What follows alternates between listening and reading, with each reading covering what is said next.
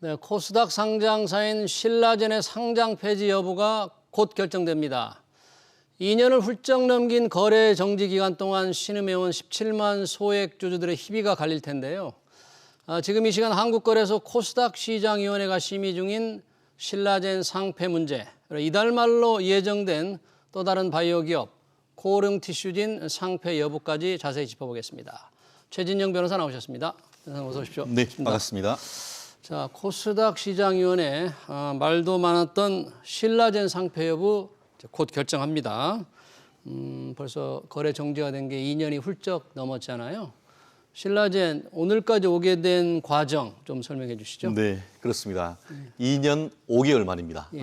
어떻게 보면 2020년 5월 달에 상장 이게 그 실질 심사에 대한 대상이 된다라고 하면서 이제 이게 거래가 정지됐고 그 이후에 정말 개미들이 피눈물 흘리면서 지금까지 이제 왔었는데 그 사이에 뭐 아시다시피 코스닥 시장위원회에서 이제 6개월 그리고 또 기심위에서 6개월 그리고 또 코스닥 시장위원회에서 1년간의 경영 개선의 어떤 그런 요청을 받았지만 그럼에도 불구하고 나름대로 개선하는 그 내용을 제출했습니다만 지난 1월 달에 다시 한번 상장 폐지 결정이 됐은 것이죠.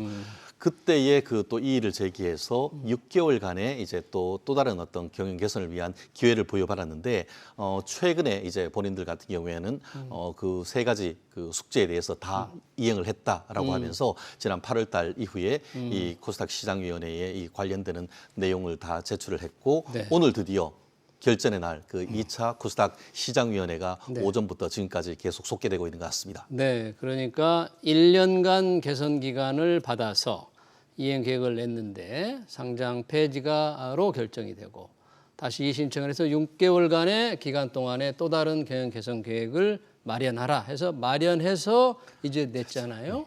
자, 그러면 당시 2020년 5월이죠. 거래 정지될 때.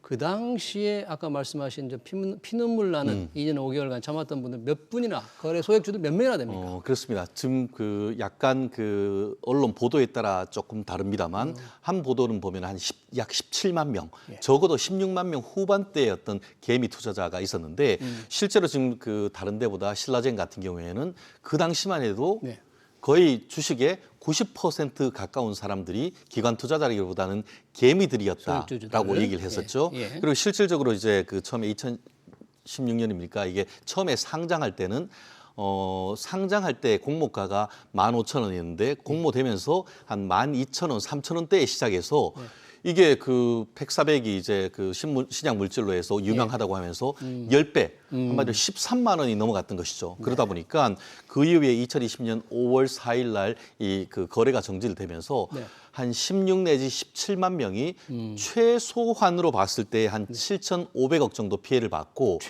최소한. 근데 경우에 따라서는 그것이 한 2조 원 이상 피해를 봤다라고 할 정도로 지금 이로 인한 그 신라젠 거래 정지로 인한 피해액이 엄청나기 때문에 그 사이에 이제 뭐 그 소액 그 투자자들이 계속해서 이제 이게 그 시장에서 어떤 거래를 재개할 수 있도록 해달라는 요청들이 계속 왔는데 오늘 어떻게 될지 아마 저도 이제 지속적으로 지금 그 속보가 나오는지를 보고 있는데 아직까지도 지금 결정이 안 나오는 것 같습니다. 그러면 경영 개선 계획을 내라고 했을 때 코스닥 증권거래소에서 어떤 부분을 보완하라고 요청을 했고 그 보완 요구 사항에 대해서 신라젠은 어떻게 마련을 했습니까? 구체적으로. 세 가지 숙제를 냈습니다. 첫 번째가 이 R&D 부분과 관련해 가지고 최고 의학 관련되는 임원을 선임을 해라. 연구개발 최고 책임자를 선임해라. 그리고 그 RNA 이외에 비RNA 부분 한마디로 경영 관련해 가지고 투명 경영위원회를 만들고 이사회에 이사나 대주주를 변경해라 하는 것이 있었고 더불어서 이게 그 신라젠의 핵심적인 그 역량이 이 3세대 암 치료제라고 할 수 있는 팩사백 관련되는 거 아니겠습니까?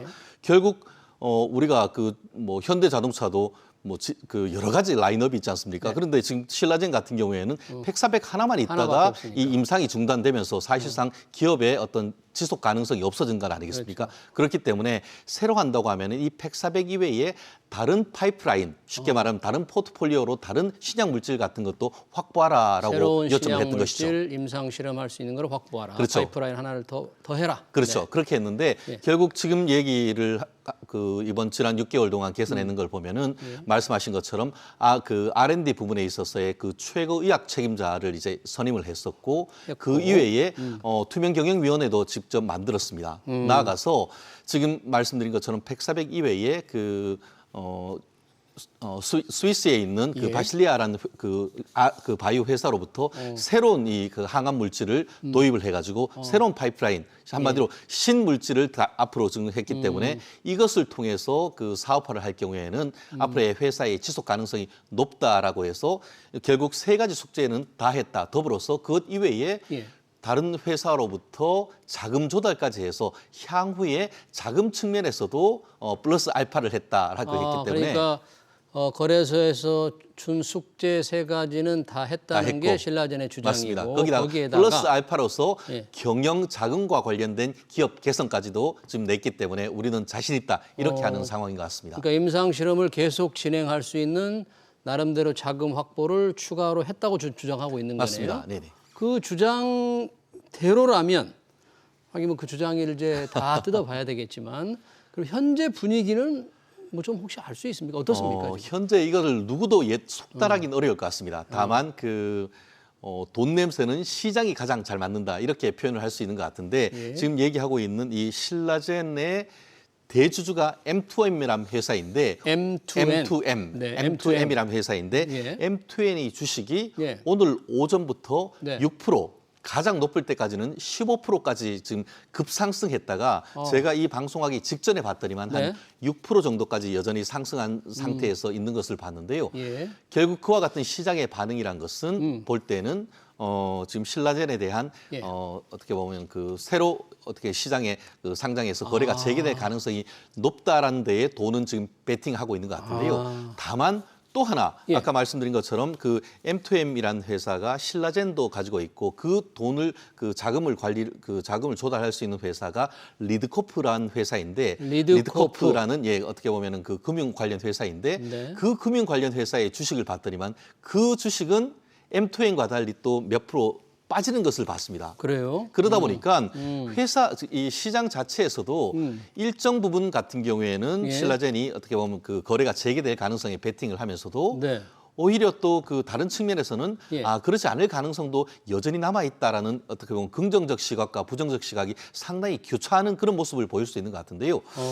다만 좀 전에 말씀드린 것처럼 모기업이라고 할 수 있는 M2M의 주식의 시가가 주가가 15% 갔다가 조금 예. 시장이 지금 마감할 무렵에 있어 가지고는 상당히 급락하는 그런 모습 속에서 과연 최종적으로 이 국산시장위원회에서 어떤 결정을 할지에 대해서는 아직까지는 저 또한 예측하기 어려운 그런 상황인 것 같습니다. 돈 냄새를 맡는 투자자들이 예민하게 반응을 하지만 잘못 판단할 수도 있으니까 네네. 이 주가만으로는 뭐 도대체 신라젠이 상표 여부가 어떻게 결정될지는 알 수가 없는데 일단 대주주인 M2N의 주가는 올랐다. 네.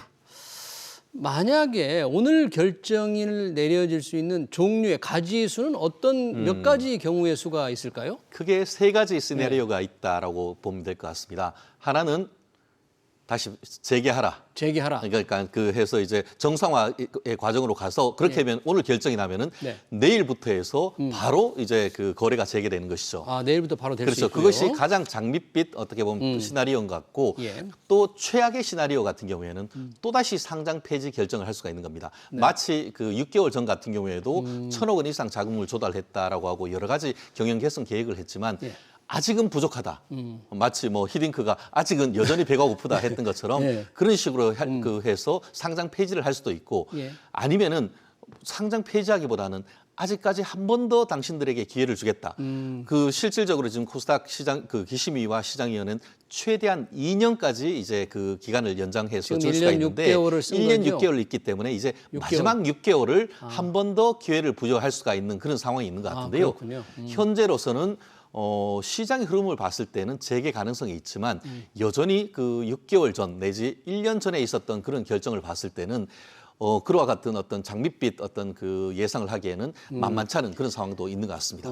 만약에 상장 폐지 결정을 또 한다고 하더라도 신라젠이 이 신청을 또 하게 할 수는 있는 거잖아요. 그렇습니다. 거기 나아가서 최종적으로 이제 어떻게 보면 30인 것이죠. 네. 2차가 있고 또 한 번 더 그렇게 하고 최종적으로 코스닥 시장위원회에서 상장 폐지 결정한다 하더라도 그 처분에 대해서는 행정소송으로 가서 추가적으로 계속 다투면서 그 처분 효력 정지 가처분 같은 걸 통해서 추가적으로 계속 그 소송을 이어갈 수 있기 때문에 이 부분이 단기간에 어떤 결판을 내리기는 어렵다. 다만 오늘 제기하면은 그걸로 더 이상 소송이라는 건 있을 수 없는 것인데 다만 말씀드린 것처럼 또 한 번 상장 폐지가 있다라고 한다고 하면은 장기 사태로 번질 가능성도 여전히 남아 있는 것 같습니다. 네, 조금만 지켜보면 결과가 나올 것 같고요. 또 다른 바이오 기업 코롱 티슈진 이달 25일에 기업 심사위원회가 잡혀 있네요. 1년의 개선 기간을 부여받아서 개선을 했다고 하는데 정말 잘 했습니까? 어떻게 보십니까? 이번 같은 경우에는 나름대로 의미 있는 성과를 거둔 것 같습니다. 그래요? 사실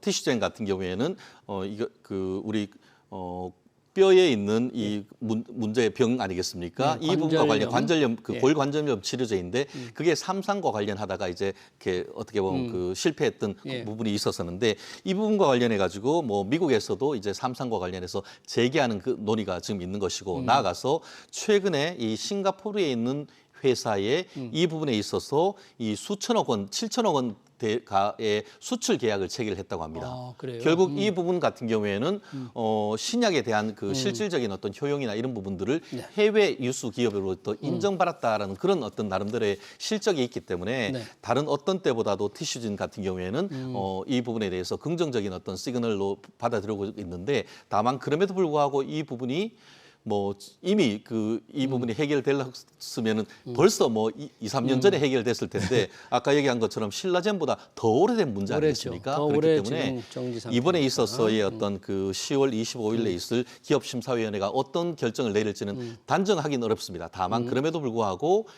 좀 전에 말씀드린 것처럼 해외 유수 기업에서 기술력을 상당 부분 인정받았다라는 점에서는 기존에와는 또 다른 어떤 상황을 맞이했다. 그래서 이른바 우리 법적으로 말하면은 명확한 사정 변경이 있다. 이렇게 얘기할 수 있는 부분이 있는 것 같습니다. 그렇군요. 코오롱 티슈진은 경영 개선 계획이 조금 진전이 있는 것 같다. 일단 그렇습니다. 이렇게 평가를 할 수가 있네요. 뭐 3년 넘게 지금 거래 정지 상태니까 이것도 이달 말이면 결정이 될 것 같습니다. 자, 이 코오롱 티슈진도 그렇고 신라젠도 그렇고 경영진의 이 횡령 배임이 생겼을 때 일단 실질 심사 대상에 올려놓고 거래 정지를 시키잖아요. 그런데 경영진의 횡령 배임은 형사적으로 사건을 처리하고 거래는 좀 정상적으로 이루어지도록 좀 이렇게 하거나 아니면 거래 정지 기간을 좀 단축시키거나 이렇게 해야 되는 거 아닙니까? 이 증권거래소가 너무 좀 독점 권한을 휘두르는 거 혹시 아니에요? 그런 지적도 그렇습니다. 있던데. 사실 특히 이제 그 신라젠이라든가 그 티슈젠이라든가 이런 부분의 소액 투자자들 같은 경우에는 지나치게 어떻게 보면은 그 기업 규제적이고 또 그 거래를 하지 못하게 함으로써 이 그 주식 투자자들의 어떤 자율성을 침해하는 것이 아니냐. 재산권을 너무 침해하는 그렇죠. 거니까. 그리고 뭐 거래소가 코스닥하고 코스피 시장 거기만 있다 보니까 사실상 독점적 지위에서 자기들 마음대로 무소불위의 권력을 휘두르는 것이 아니냐 하는 그런 볼멘 목소리가 상당히 컸었습니다. 그러다 보니까 그런지 이번 그 정부에 들어서 지난 9월 30일이었습니까? 거래소에서 제3차 금융규제혁신위원회를 열었습니다. 그러면서 지금 말씀하신 그 문제에 대해서 앞으로 개선책을 지금 내놨습니다. 그러면서 회사 경영진의 배임 횡령 문제 같은 경우에는 모든 배임 횡령에 대해서 어떤 그 기업 그 실사를 하는 것이 아니고 5년 전 같은 경우에는 그런 부분에 대해서는 그 어떤 그 거래 정지나 이런 부분에 대해서는 있는 규정을 삭제하는 것을 비롯해서 전반 기존에 비해서 이 규제를 조금 더 완화하는 쪽으로 지금 그 얘기를 되고 있는 것 같습니다. 다만 그럼에도 불구하고 여전히 그 이번 그 3차 규제혁신위원회에서도 예외를 둘 수 없다는 것은 자본 잠식, 실질적으로 자본 잠식이 됐을 경우에 거기에 계속 투자를 했다가는 결국 폭탄 돌리기가 될 수밖에 없는 거기 때문에 그런 부분에 있어 가지고는 기업의 본질적인 어떤 경영적 위험에 대해서는 여전히 이와 같은 기조를 이어가지만 그 외에 지나친 기업 활동에 대한 규제라든가 시장 거래에 대한 위험 이런 부분에 있어서는 조금 더 완화하는 기조로 가겠다라는 걸 밝혔다는 점에서 나름대로 의미 있는 진전이 있는 것 같습니다. 네, 잘 들었습니다. 신라젠 그리고 코롱티슈진 상장 폐지 여부 결정 얘기 잘 들었습니다. 지금까지 최진영 변호사였습니다. 고맙습니다.